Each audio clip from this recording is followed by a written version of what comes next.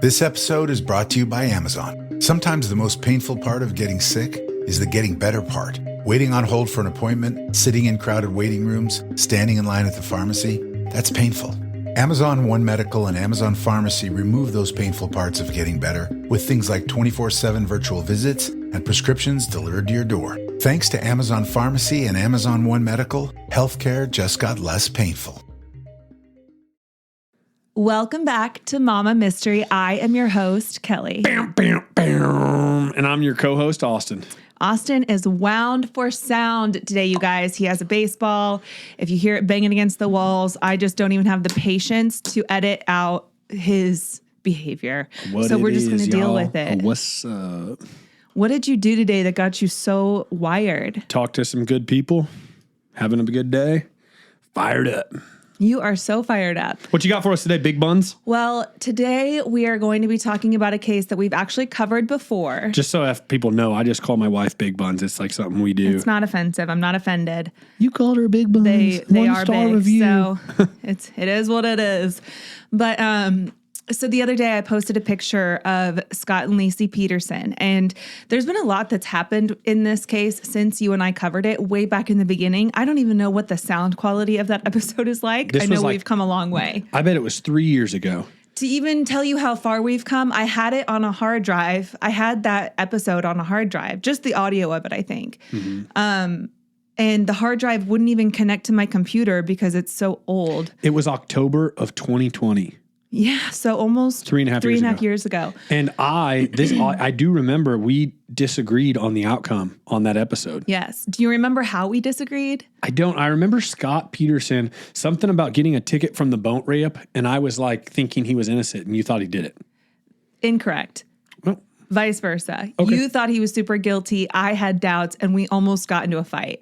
And almost got into a fight. Physical fight. I actually, in the moment, remember telling you at our kitchen table when we were recording, I remember like using my hands to be like, calm down. Like, because you were getting legit mad at me during this conversation.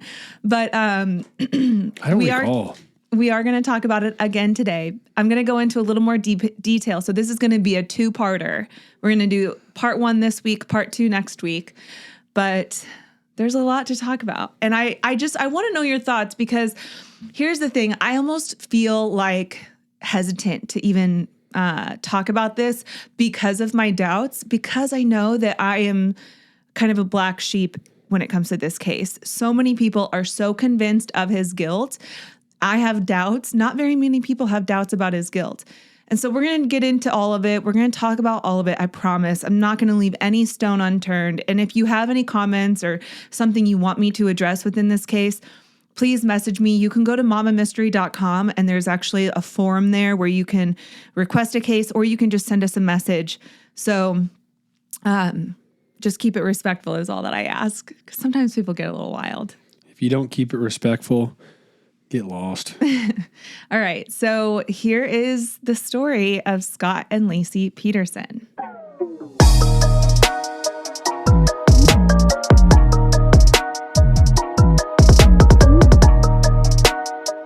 She was born Laci Denise Rocha on May 4th, 1975, to Sharon and Dennis Rocha.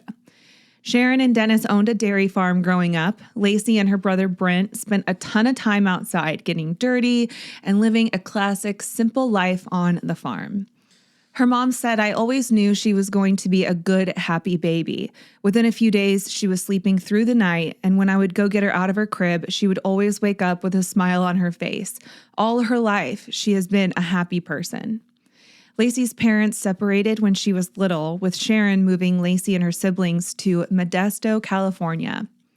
Growing up, her friends described her as outgoing, bubbly, energetic, and charming. She had this big, beaming smile that just made you feel like you knew her, even if you didn't. When their friends at California Polytechnic State University, or Cal Poly, were out raging at keg parties, Laci and her friends were at wine tastings or at the Pacific Cafe, and that is where she met Scott. Scott was born on October 24th, 1972 in San Diego to Lee Arthur Peterson and Jackie Latham. Lee owned a crate packaging company while Jackie owned a boutique in La Jolla, not La Jolla. Had a girl. But it really takes a big effort for me to say that correctly, and I wish that weren't the case. If you're new, a long time ago, monumental moment in Mama Mystery history. Yeah, the episode, Mama Mystery History, the episode of Betty Broderick, I just said La Jolla and didn't even catch it because I didn't know what I was saying, and it was actually Austin. And if you know Kelly's an English major, very good with words. I mean, writes an essay every week for these. And it was uncommon for her to make a mistake like La Jolla to La Jolla. So we don't let her live that down. Yeah, and every time I see it, I still can't help but say La Jolla in my head. But anyway, Jackie owned a boutique in La Jolla called The Put On. And his childhood was idyllic. It was jam-packed with activities like Boy Scouts, Little League, family fishing trips, and golf. Scott was a talented kid. By the age of 14, he was a standout on the golf course, and by his senior year of high school, he was one of the top junior golfers in San Diego. Despite this idyllic childhood, the Petersons were not immune to adversity. Scott's mom, Jackie, had a pretty traumatic childhood when her dad was murdered. Her mom couldn't handle being a widowed single mom, so she sent Jackie and her siblings to a group home where they were ultimately raised mostly by Catholic nuns. Oh, that's a wild upbringing. Yeah. I would imagine. I would imagine it's very strict. I would imagine it's not a lot of fun. Mm-hmm. Jackie wanted differently for her children. She wanted them to have the life that she missed out on. So she was very present as a mother, planning all the school functions, being a scout mom, even taking Scott to work with her at her shop so that he was always with her and cared for.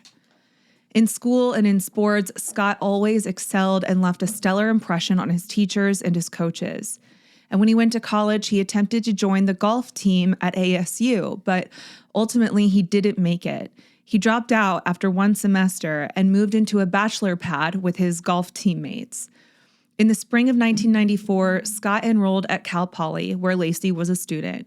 He maintained 3 jobs, one as a waiter at the Pacific Cafe, and he also worked at 2 local golf courses.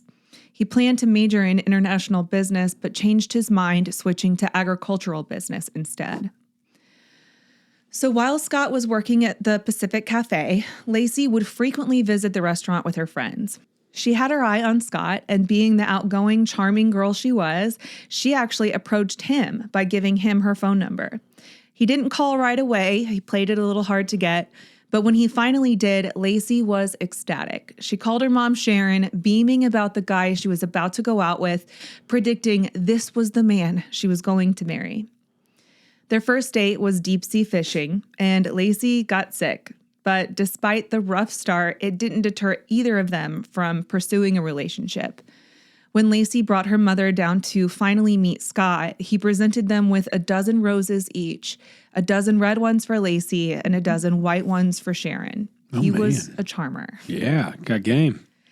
They dated for 2 years before they tied the knot in 1997 in an intimate ceremony at Sycamore Mineral Springs Resort in San Luis Obispo. Their wedding photo is one of the most iconic and infamous photos of the couple. During their first year of marriage, Scott finished up his senior year, and his extracurricular activities included at least 2 affairs that we know of. The details are unknown, but even his family has defended those actions by saying that these types of relationships are common. Even happily married couples cheat, but it doesn't equate to murder.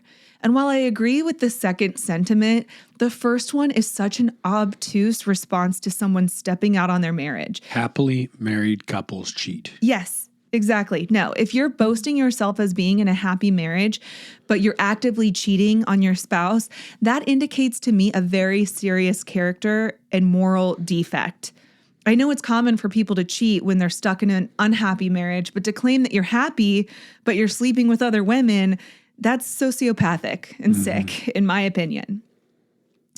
So Scott graduated from college the following year, and by then the couple had opened up a little burger joint called The Shack. The super casual restaurant was located within a strip mall, and it boasted a Fisherman's Wharf style of decor, a bucket of peanuts on every table, just a laid-back, chill atmosphere. I think they were known most for their onion rings or some sort of like deep-fried onion dish. I don't know. They built the shack into a profitable business before they sold it to new ownership in the year 2000. The couple was eager to settle down and start a family, so they moved to Modesto. They moved into a little 1,800 square foot bungalow on Covina Avenue in La Loma neighborhood in close proximity to Laci's parents, so that when they did eventually have kids, they would hopefully have their help. Their home was less than a block away from Thousand Oaks Park, which was a scenic trail that was perfect for walking their golden retriever, Mackenzie. Scott landed a job as a salesman for TradeCorp, where he traveled a lot, selling irrigation systems and fertilizers to customers with big farms and flower businesses. Laci worked as a substitute teacher, and by 2002, they were expecting their first child, a baby boy named Connor. Her due date was February 10th, 2003, but she never made it to that date. Laci disappeared the day before Christmas in 2002. The evening before she disappeared, on December 23rd, Scott got his hair cut by Laci's sister, Amy. Laci was with him at the time, and at some point during the conversation, they discussed inviting Amy over for pizza later that night, which she declined, but they also discussed a fruit basket that they intended to get Amy and Laci's grandfather. Scott offered to pick it up for them the next day because he had plans to golf that day, Christmas Eve. He also told others that he had plans to golf that day. Laci's sister Amy, as well as the salon owner, both testified that they remembered Laci wearing a dark black sweater and tan beige pants. Amy specifically said that she remembered Laci wearing a black sweater with cream-colored polka dots. Later that evening, Scott and Laci watched some football on TV before ending the night with the movie The Rookie, which is what Scott testified to. Great movie, Kennedy, and I watched that this weekend. That's sweet. I have never seen it. The next morning, on the 24th, Scott said Laci woke up before him. When he got up, she had already eaten some breakfast to avoid feeling sick, as she often did because of her pregnancy. While Scott got up and took a shower, Laci got on their computer to look at a red Gap scarf and a sunflower umbrella stand. Laci loved sunflowers. This would imply that Laci was still alive at 8:45 that morning, despite some people alleging that she was actually killed the night before. And there's more evidence to back this, though. Before he left that morning, they talked about their plans for the day. Laci said that she needed to do a little grocery shopping to get what she needed for their Christmas brunch the next day. She also wanted to mop their floors and walk their dog, Mackenzie. Scott loaded 3 big patio umbrellas into the back of his truck with plans to store them at the warehouse where he works. He also filled the mop bucket for Laci because she mentioned she wanted to mop their floors before they had people over for Christmas brunch the next morning. Scott said he left the house that morning at around 9:30 a.m. and remembered Laci was watching Martha Stewart on TV. She was making some sort of meringue pie or dish. However, Scott had changed his plans from golfing to fishing instead because he said it was too cold to golf.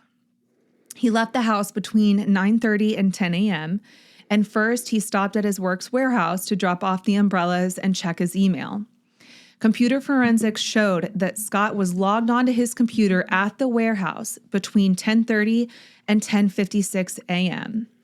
Then from 10:57 to approximately 11:17, he cleaned up his office a little bit. He began assembling this woodworking tool that he had just received in the mail. It was there at the warehouse. And he also unloaded some tools from the toolbox in the bed of his truck. While he was doing this, he said he cut his knuckle on the toolbox, and then he opened the driver's side door of his truck to get a napkin for the blood, leaving 1 drop of blood on the driver's side door. He didn't realize that he left a drop of blood, but a drop of blood was found. It was his, and it was 1 drop. So some people allege that if Laci was already dead, he brought her body to the warehouse in his truck and transferred it to the boat. But he was only able to back it in so far before he could hitch his boat to the truck. So if that were true, it would have to be done in broad daylight. Scott left the warehouse with his boat at 11:18 to go to the Berkeley Marina. Maps indicate that it takes about an hour and 36 minutes to get to the marina from the warehouse. He purchased a boat launch ticket at 12:54 p.m. when he arrived at the marina. which was exactly 1 hour and 36 minutes from when he left the warehouse. So all adds up right now. Yes. The ticket, it's time-stamped. It's one of those tickets that you get from any kind of parking garage where it's like a heat, like a thermal printer. Mm-hmm. Yeah, so you can't fake that. I mean, you definitely could, but I get what you're saying in that I don't think he did. I don't think he did. Sure, anything is possible, but I don't think he did. Right. So back at their neighborhood on Covina Avenue, Scott and Laci's neighbor, Karen Service, spotted their golden retriever, Mackenzie, at about 10:30 in the morning. She was roaming around the neighborhood with her leash attached. By this point, at least 12 neighbors had seen Laci walking Mackenzie that morning. These 12 witnesses all called the police to report their eyewitness accounts, and the police only followed up with 3 of them, and those follow-up calls were done by a phone call. They never met with these witnesses in person. They weren't asked exactly where they saw Laci. They weren't shown exactly where they saw Laci. They just weren't taken seriously, despite there being 12 different people, all with similar accounts made within 1 week of Laci disappearing. And so you hear a lot about people saying, oh, eyewitness accounts aren't always reliable. But shouldn't they be reliable when there's 12 different people, unrelated, all saying a very similar version of the same thing? And they came through quick. It's not like this thing hit national news and then all of a sudden people started coming out 6 months later talking about it, right? Exactly. Okay. Now, I want to talk more about these sightings before we talk about the rest of Scott's day on the 24th. So in total, there were 24 sightings of Laci within a 1 mile radius, and then within a 3 mile radius, there were another 7, bringing the total to 31 witnesses who said they saw Laci that morning outside walking her dog like she said she planned to do. One of the witnesses was a female hospital employee who described 2 men yelling at a pregnant woman who was walking a dog. This witness only received a return phone call. Another tip was from a retired reserve officer who described a pregnant woman being shoved back into a van less than half a mile from Scott and Laci's house, and he made repeated attempts to contact MPD, or Modesto Police, and he was never even called back. What? How was that not called back? I mean, I get where like, hey, I saw this person walking, but I saw a pregnant woman being shoved into a van, and they didn't call it back? Mm-mm. No. All right. And there was also a call. So this is going to be off script, okay? Because I didn't write this, but I planned on talking about it in part 2. But I'll go ahead and bring it up now. Christmas Day, there was reports of an orange van that was set on fire within a mile of Laci and Scott's house. And this is what day when all this is happening? She disappeared Christmas Eve, the morning of Christmas Eve. She was reported missing later that evening. The van was discovered incinerated, set on fire, like already charred the next day on Christmas, okay? This orange van was found in an alleyway that was about a mile from Scott and Laci's house. It was clear that it was an arson fire because there was a rag hanging out of the gas hole. There was gas cans in the car, or in the van, and it was clear it had been set on fire. When they moved one of the gas cans in the back of the van, it was sitting on top of a mattress. Why the hell is there a mattress in the back of this van? They removed one of the gas cans and it revealed a big red stain that was untouched by the fire because the gas can was on it. Mm-hmm. And so the rest of the mattress is pretty blackened and like charred. But when you move this gas can, you see a big blood stain. So the fire inspector who inspected this van called Modesto Police, and he said that there were officers and a bunch of people that came out and looked at it. But I guess from what I understand, this area is kind of split into 2 districts. There's the airport district, and then there's another district. And so it's unknown if it just got lost in the shuffle because it was like right on the line. And so it just wasn't explored enough, but forensics were done. They took a sample from the mattress. Here recently? No, at the time. At the time. They took a sample from the mattress and it was determined to be human blood. But whatever evidence that was collected from that van, we don't know what happened to it after that. We don't know whose hands it ended up into. It was literally archived. And then nothing ever came of it until recently when this guy came forward again, because the LA Innocence Project has taken over Scott's case. And so they're reviewing all the case files, everything. They're just scouring over all of the documents. They came upon the information on this van, reached out to the guy that saw it. And he was like, yeah, I don't know why nobody ever called me back. And like it wasn't followed up on. He just assumed probably that maybe it had nothing to do with it. Like maybe he assumed that the police did their job. And it was like, it must not have led to anything because nobody ever followed up with me. But somewhere it got lost in the shuffle. So now, how? You know what I mean? I know what you mean. How was this Trust person me. go missing miles away the next morning? No, 1 mile away. Not 1 even mile miles. away the next morning, they find this van torched. There's it has a blood reports from stain. people saying she was shoved into a van. There was a burglary across the street where So the why is this burglars just coming had a up van. now? Like, why is this? What's the recent thing about this? Because the LA Innocence Project has taken over his case. So did we just ruin the whole part 2 of this? Well, no, not Okay. really. Not No, okay. really. But I mean, we're just having a discussion about it and Yeah. it's all relevant. But the LA Innocence Project is why this is coming out now because they have recently taken over this case. Holy shit. Now, the LA Innocence Project is not to be confused with the Innocence Project that's based out of New York. These are 2 different entities. I think the one that's in New York is much, much bigger. And they're like, we don't have anything to do with this. This is all the LA Innocence Project. But they are taking it on and they are trying to get some DNA testing on the blood sample that was taken from that van. Because if that blood belongs to Connor and or Laci, then it proves that Scott was innocent in all this. So Holy we will shit. touch on that Did anything again. come of that with the people who were associated with that van? Did anything come of? We're going to get to all that. Okay. So, but that's the tip. A tip that came in that was another one that was disregarded, just not taken seriously immediately after Laci's disappearance. So crazy. Yes. Okay. Another concerning tip came from Lieutenant Aponte, who worked in a California prison. He called Modesto police to report a monitored phone conversation that one of their inmates had with his brother, who lived in Modesto. This brother told the inmate that Laci had confronted the burglars who were robbing the house directly across the street from where she lived. That house was, in fact, robbed the day that Laci went missing. And I know there's some of you who are like, it wasn't the day of, it was actually 2 days later. Hold on, because this conversation, first of all, was recorded by the prison. Not only has the Modesto Police Department never handed over any follow-up on the tip from Lieutenant Aponte, but the tape has conveniently been lost. And trust me, we're going to get into this burglary thing in a minute because there is a lot to talk about in regards to this burglary that happened across the street. Some people say there's no way it happened on Christmas Eve. It happened later because the burglars admitted to it. And why don't we trust the burglars? They admitted to it. So we should just trust them, right? They're good guys. I mean, yeah, they burglarized a house that was directly across the street from Laci's house. Literally, their doors faced each other. But the thing is, Laci went missing Christmas Eve night. Media was there the morning of Christmas Day and then on. Don't you think that if media was present in front of Laci's house, it would deter any burglars from breaking into the house right across the street? That is just common sense.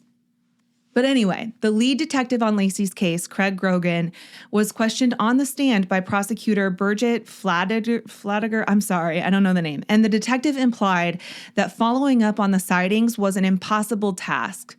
I'm sorry, how was it impossible? The majority of the witnesses all lived within a mile of each other.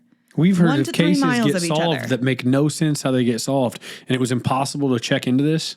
Right. It was impossible to follow up with these tips, especially from the neighborhood.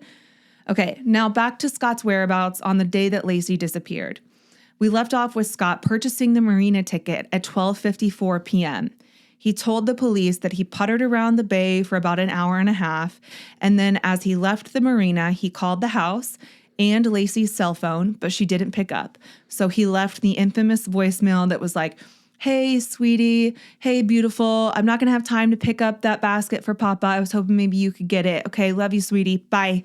That's pretty much all it says. Everyone has heard it, but Everyone but me. everyone but Austin, apparently, because he wasn't present during the first episode. But anyway, at 3:25, he stopped to get gas, and his bank records confirm this.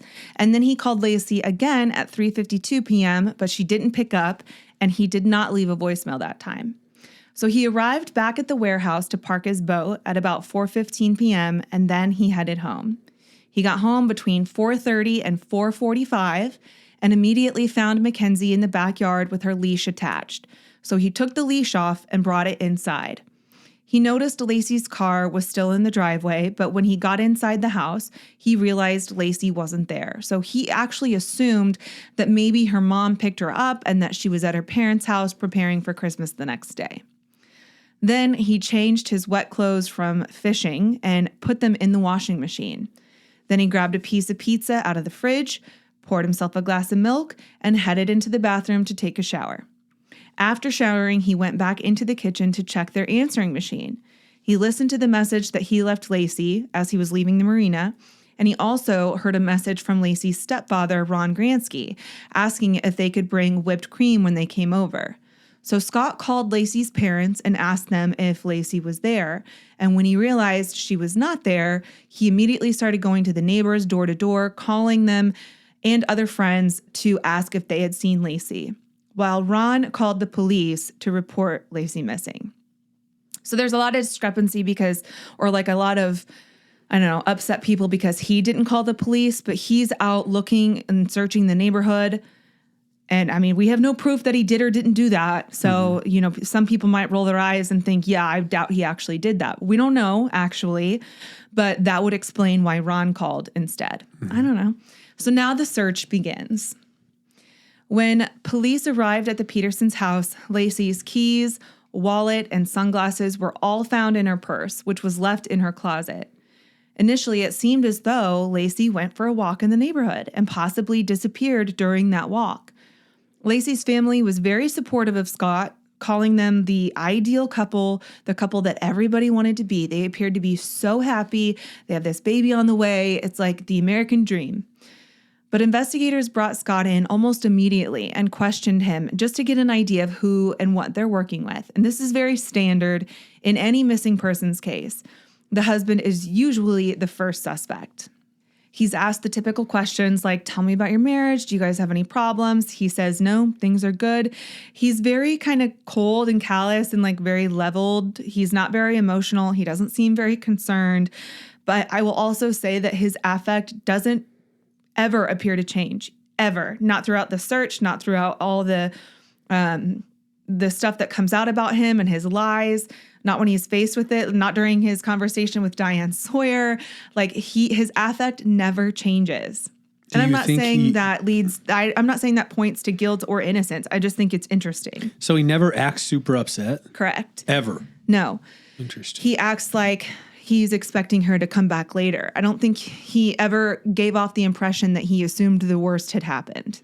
And see, I mean, obviously we aren't in that situation, thankfully. But can you imagine, I don't know, you're going to process things. We're humans. Mm-hmm. And not everybody's just going to go into a fit of rage or crying or, maybe you are a little bit stoic because you're just wrapping your head around it. Yeah, or in shock or trying to make sense of it. I think in traumatic situations, sometimes we try to convince ourselves of the opposite of the worst. I literally was thinking about this the other day. It's very hard to relate to somebody who's been in this situation because I've never had a family member who was murdered. I've never lost someone in that way, but this is the closest I can come to a traumatic situation where my brain was tricking me into thinking it was something that it wasn't, okay? Mm-hmm. A couple years ago, I was pulling out of our driveway and I accidentally ran over our cat. And it was I know some people are going to scoff at that because you don't like cats obviously I'm not trying to relate killing my cat accidentally to someone being murdered, okay? This was just personally very traumatic for me because I was devastated. I'm a huge animal lover. I personally loved this cat. And the second I ran over her, I remember feeling the bump and thinking, oh my God, it was a stick. It was just a stick. Looking in the mirror, hoping to God, all I saw was a stick. I saw her. I knew I had just ran over her. And in that shock, in that first, because I was literally just thinking about this the other day, trying to understand someone's mindset, and this is what came to my mind. Mm-hmm. I remember being in that moment thinking, she's probably okay. She's probably fine. If I just drive away, maybe I need to go back and pick her up and just take her to the vet and she'll be okay. I didn't know what to do. I drove halfway down our driveway trying to get my mind to like make a decision on what I needed to do in that moment because I didn't know what was going on. I didn't know, is she okay? Is she not okay? It was like my brain wouldn't allow me to accept that I just killed our cat. And so think about that in terms of true crime, obviously, like you're talking. Wouldn't it be strange to say you killed our cat and then the doorbell camera saw you driving down the driveway, driving away casually? Yeah. You know what I mean? Yes. Like think about that. And then you come back. And if we heard that in an episode, we would be like, wait, why would you kill him and drive away? If you like, so like, it's interesting to take this and metaphorically use it as a lot of these stories. Again, it's a human versus an animal. We get that. But like, that is an interesting perspective. Yeah, it was something that like absolutely devastated. You know, I was torn up. Well, I came home and I ended up picking him up and putting him in a box. Yeah, it was awful. It sucked. It was terrible. But like, I just remember in that moment, not knowing what to do, not knowing what reality was, trying to convince myself that she was going to be fine, that I probably just ran over her leg, even though I knew in reality, in my logical part of my brain, I knew that's not what was going on. But it's just interesting, the places, the avenues your brain will go to try to convince you that you're safe, that there's not trouble ahead. It's like this fight or flight response. And yeah, like you said, anyone else analyzing it from the outside who maybe hasn't been in that situation would be like, well, it's kind of weird that you drove all the way down your driveway before you turned around and came back and checked on her. Like, trust me, I am the biggest animal lover that there is. I didn't even know that until right now, you telling me that. Yeah, I just remember like shaking, not knowing what to do. It was like I couldn't figure out where I was. But yeah, looking at it from the outside, you can make anything seem suspicious. You can make any behavior seem suspicious. It's just like when you're Googling something, you're going to find what you're looking for. Yeah. You're looking up an experience of doing something, you know, putting your kids in a sport. I wonder if they're old enough to be in the sport. And if you're looking for that reassurance of they're old enough, you'll find that. If you're looking for, oh, it's too young, you'll find that. If you want to believe the husband did it, you'll find plenty of reasons, even if they're circumstantial, to believe that he did.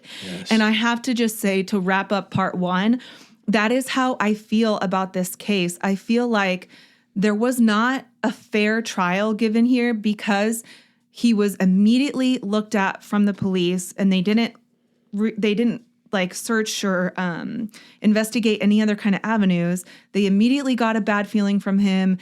Then a week after she goes missing, this mistress comes forward that says, I've been having an affair with Scott. Not a good look. I agree. But after the fact, everywhere, everybody hated Scott. He was on billboards. He was on the front of magazines. There was no place you could look where it wasn't Scott's a monster. And I'm not saying that he's a good guy, so please don't be like, I can't believe you'd stand up for Scott. I'm saying just black and white. This is not really a fair trial when everybody is convinced of his guilt because of all these bad things and that he did. I agree. What he did was horrible, cheating on his wife and lying about it. And his behavior is super sus. But it doesn't convince me concretely that he murdered his wife. And you're somebody who also takes common sense into consideration and all the other things. And you're very well versed on this. And even you're saying that. That's, to me, I mean, I think you have a very well-rounded way of looking at things. And so to hear you say that is kind of like, wow, that's something to think about. Thank you. And I've also been thinking about when you hear about this orange van, no matter what side of the fence you sit on, okay? When you hear about this orange van and you're like, no, it has nothing to do with this. He's guilty. I'm convinced because he's a dirtbag and there's all these other things that point, maybe not directly, but the line ends up there. If this van shows that the blood on the mattress was Laci's, then what? Then how are you going to defend that? How are you going to stick to your theory? If you find out that the blood on the van or in the van is Laci's, and like if you believe that, then how can you say that you were 110% convinced of his guilt? Right. You can't. You have to leave a little bit of room for like doubt because there's nothing that concretely points to him. We don't know when she was killed, how she was killed, exactly where she was killed. There's no physical evidence. There's no physical evidence that was left behind by her at the house. No physical evidence of her in the boat besides maybe a hair, a strand of hair. So has she never been found? No, she was eventually found in the bay, and we're going to touch on that in part 2. But there is just so much that there are questions. And if you can't answer these questions, then you can't say without a doubt that he is guilty. Now, listen, I know a lot of you who listen to this podcast have listened to this for a while, and you know me and you know how passionate I am about the Casey Anthony case. And everyone on the jury of that case said, well, there was no physical evidence that pointed to Casey Anthony, so we had to acquit. That's different. That is so different, but... It is, though. But it's different, but it's the same. Trust me, I drive myself crazy because I'm like, well, Kelly, there's no physical, we don't know exactly when she died, how she died. We don't know exactly, but we know Casey did it. I don't know why I can't have that same passionate acceptance in the Scott and Laci case. I just think there's more doubt. You know, there's some people who are like, well, I don't know if Casey did it, but I definitely think the dad did. I'm not even like that. I'm like, no, absolutely not. Casey fucking did it and she deserves to rot and I hate her. And I hate her. But I think it's just kind of extreme to sentence a man to the death penalty when there's no physical evidence that he did this. Okay, last question real quick before part 2. Are the people who were involved with the orange van, were they busted, guilty of anything, or are they running free? Actually, I'm glad that you mentioned that because the orange van, okay, I want to add, which I'll touch on this in part 2. Hopefully I don't forget. But the orange van was discovered on December 25th, okay, Christmas Day. And it was towed. It was brought back to the yard. They found out who it was registered to, all these things. They went to the owner. It was a man named Terry Borden, I believe. This is all off the top of my head, so give me a break. But they went to the man who had the vehicle registered in his name. He owned some sort of crane operating business, and he employed various people. The person that he employed who last had the van was like, yeah, I last had access to the van. I returned it on the 27th. And they're like, no, you couldn't have returned it on the 27th because we discovered it burned on the 25th. So why would you lie about that? And Modesto is not exactly a crime-free place. This place in particular was known for a lot of criminal activity, drug dealing, gang activity, car theft. So there are certainly plenty of explanations as to why and how that van ended up there. I do hope that when the blood gets tested, regardless of if it belongs to Laci or Connor, that they do discover who it belonged to because it must be in relation to an unsolved case. And so I hope there's justice that comes of this because there's human blood on a mattress in the back of a burned up van. Something horrible happened in that van. We have to figure out what it was. And my for real last thing. Okay. Scott has been sitting in prison ever since this? Ever since. In 2022, his death penalty sentence was overturned and rolled back to or commuted to a life in prison sentence.